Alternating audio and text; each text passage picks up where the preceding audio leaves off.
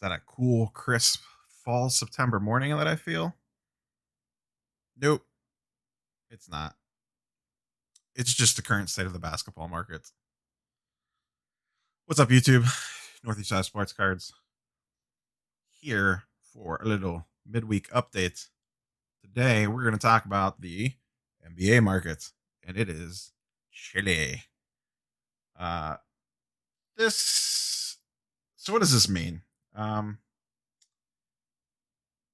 the NBA market as a whole is in a major pullback right now.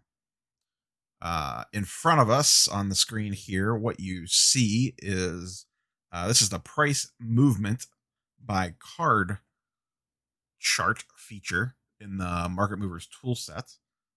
And what you could do is this looks at specific cards. You could filter it 1,000 different ways. You could look at just graded cards. You could look at sport. You can look at player. You can look at years, whatever. I just have this filtered by basketball. That's it. And I've sorted the chart by number of sales. So we see the highest volume things. So it gives us a little idea of what's selling the most and what their price changes have been in regards to that. Now, once again, not every single card is in market movers, but a lot of the popular cards, pretty much all of the popular cards are in market movers. A lot of raw stuff's not, but it just kind of depends. But regardless, it is a very good sample size of the general market. So we've kind of been hinting at this for a while. The NBA market right now is in a full retreat for the most part. There's a few exceptions to that rule, but in general, it's coming back to earth. Is this the time to panic? Has the bubble burst? Here come the Facebook posts. What do we do? This is the end times. Oh my goodness. No. To me, this is way I view this is semi normal, and this is what should be happening, if that makes sense. Typically, the sports card markets of the various sports follow the same patterns. They peak going in towards the postseason, begin to pull back and drop off, flatten out during the off season, then begin to build back up as the next season approaches. And my personal opinion is that is what we are seeing here. This is not the bubble bursting. This is not the end times. This is the normal cyclical nature of sports cards. Now, that being said, the swings are larger than they have ever been. But that makes sense. You know, as card prices go up, and as we've seen, they've gone way up in some cases, like, Lillard PSA 10s being almost 3K, or Luca PSA 10s being, $2,000 for a hot minute. When it swings back the other way, it swings just as hard. Now, I looked at a bunch of different examples, and I didn't pull up charts for all these because a lot of these are stuff that we've been talking about. But most of these guys that are in the playoffs seem to be pulling back to their pre-playoff prices. So a lot of these guys, like your Bookers, your Mitchells, your Lucas, your Tatums, all these dudes, saw bumps right before the bubble started, the bubble games on July 1st. They all saw little run-ups, and then they all got little price bumps as bubble games started up. At least the guys that played well, obviously, like Zion and stuff's a different story. Prices varied from there during the bubble games, depending on what the individual player did, and then the playoffs started. The guys that did not make the playoffs, i.e., Devin Booker, prices went down. The other guys, their prices kept going up. Some people had big games, they shot up even higher, sometimes 30-40% up. Then they left the playoffs, like Lillard, like Luca, and now they've come back down again. But it looks like when they come back down, and we don't necessarily have enough data on this yet, they're establishing a new baseline around the pre-playoff bump. So they're not going all the way down to where they were pre-bubble games, like, say, June 30th or July 1st-ish area, they're going back to their July 8th, 9th, 10th prices for the most part. Once again, player specific. I'm talking very general here. And in most cases, that's been about a 20 to 30% drop, depending on the player. Once again, I think that this is normal, and I think you're going to see these guys pull back 25 to 35%, bottom out, and then slow the level off, and then slowly creep back up. I think the creep's going to be a little slow because of the nebulous nature of we don't know when next season starts yet. So let's look at some things on this chart, and we can see that pattern forming. All right, so at the top here, the number one thing we see is Ja Morant. Chronicles is the number one tracked card with 353 sales. Makes sense. Chronicles basketball is getting ripped a ton, and it makes sense for this to keep trending down where it hasn't found its floor yet because the market's getting flooded with inventory. More Chronicles is still releasing, more people are ripping it, and it keeps hitting the market. The next one we see under that is Luka base Prism, down about 25%. And this is 2019. Sorry, 2019 base Prism, down about 20%. Under that, LeBron 2019 Prism, down about 20%. Luka base 2018 PSA 10 got eliminated from the playoffs, down about 17%. Now, we don't know where the floor is yet on this stuff, but I expect that to come down a little bit more. Pre-playoffs, he was at about, I think it was around 13 or 1400. I could easily see him going back down to that mark. Now, prior to that, his old baseline was basically $1,000. This card sat at 900 to 1,000 for a solid month in the lead up to the playoffs. It slowly ticked up, very slowly. So I think it's going to level out, but it's still going to be at a higher price than that. Tyler Hero creeping down a little bit. He's still a little bit in flux because he's still playing. The only players you're going to see making big jumps on this chart for a while are Jamal Murray, which makes sense. He's been playing out of his mind. That being said, if I had Jamal Murray or Donovan Mitchell, and I wanted to lock in hefty returns, I know I'm recording this prior to Game 7. I would probably be looking to sell both of those. Only one of them is going to win. If you have stock in both, I'd start selling some of them off because we've seen what happens. Whichever one gets eliminated and when, their prices are going to crater. Not crater, but you're going to lose about 30% off the top, 20 to 30% off the top. So do you want to risk timing the market perfectly and selling at exactly the peak? Or do you try to get out now and lock in your good return before it gets any lower? With the risk of that it could go higher. Murray could go off tonight, they could win, or Mitchell could go off tonight, they could win, and it goes into the next round and they keep going. Who knows? They play the Clippers next round. Odds are they're probably going to get bounced anyway. So I would be trying to get ahead of this because I've talked about before, selling isn't instant. You don't just post it on eBay and someone immediately buys it. That's not how it works. It's not like buying. Selling takes time. Say you try to start to sell Jamal Murray tonight, even if they win tonight, it could take you a few days to sell it. And in the meantime, stuff's going to keep happening. So I would start to move off the Nuggets and Jazz players now. As we continue to scroll down this list, we just see a ton of red. And this is over the last 7 days. Michael Porter Jr., no surprise there. Now, the first real green one that we see that is not Jamal Murray is interesting. It's Zion Prism base PSA 10.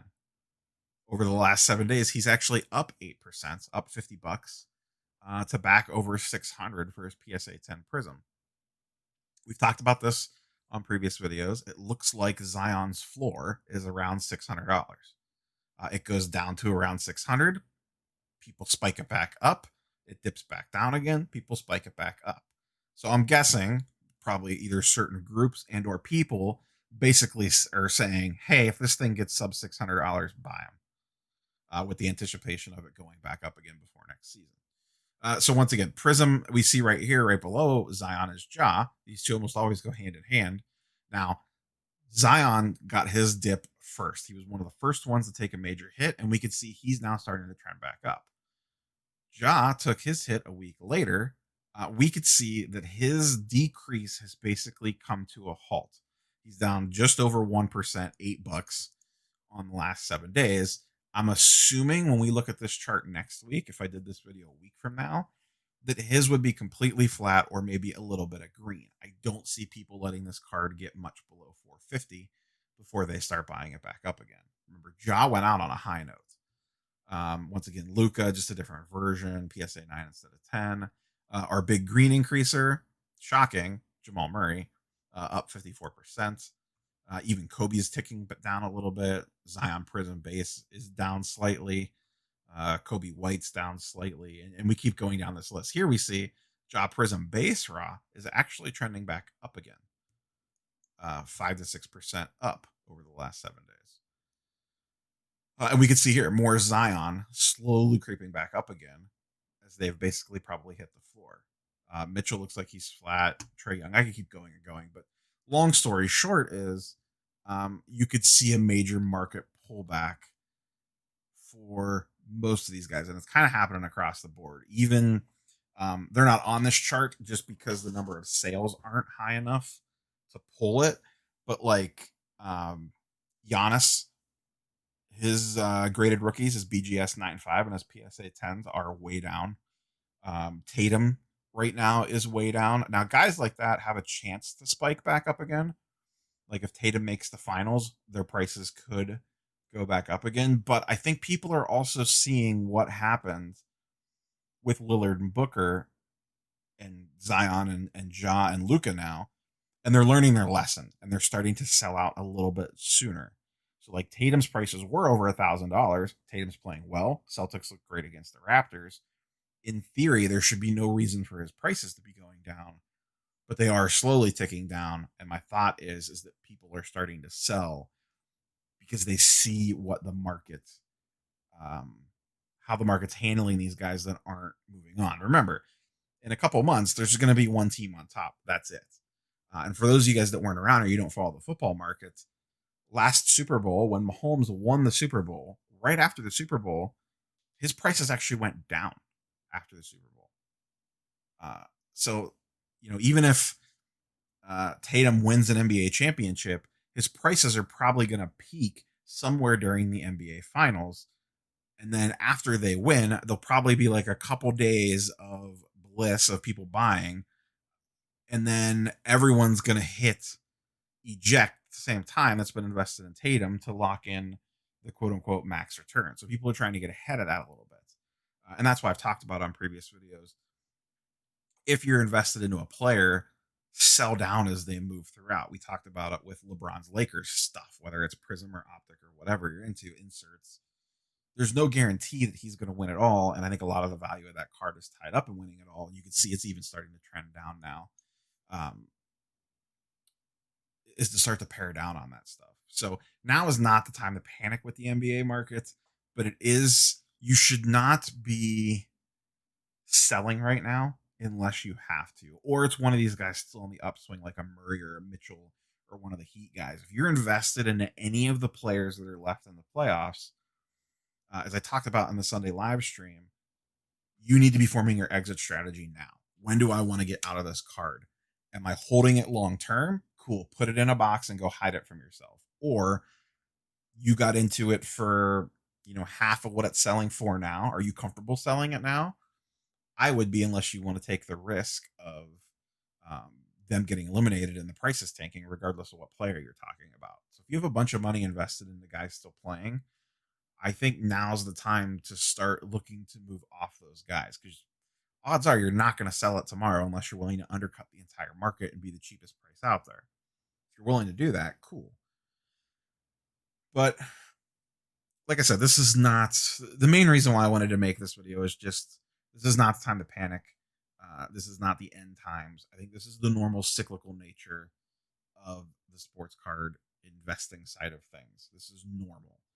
Once again, the numbers look bigger because so much money has been injected into it that when stuff goes up, it skyrockets. When stuff falls, it takes bigger hits. The numbers look bigger because there's just more money in play, which is fine.